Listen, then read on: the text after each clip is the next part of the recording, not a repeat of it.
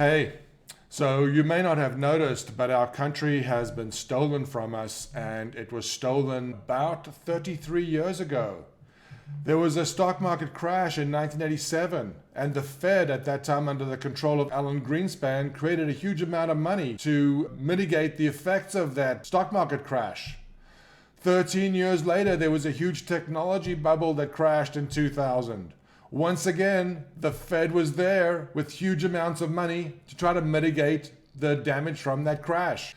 8 years later, there was another huge disaster. This was the mortgage debacle, which was actually a criminal enterprise because subpar borrowers were enticed into loans, and subsequently the banks were able to sell part of that as AAA assets.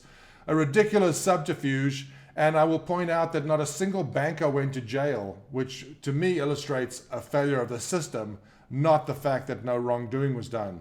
And now we come to 2020, and we have a biological disaster, and once again the Fed is there ready to throw unlimited amounts of money at the problem.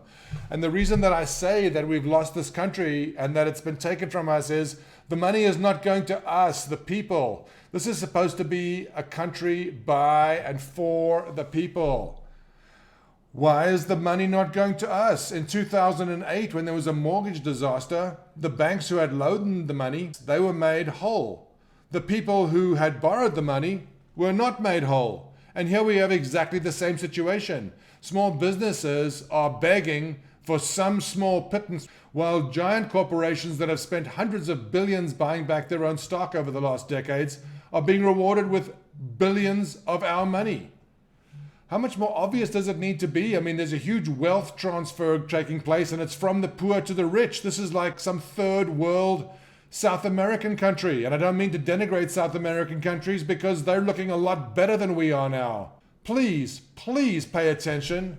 Our country was stolen, and the last shreds are being scooped up while we sit at home and soon starving. Please wake up.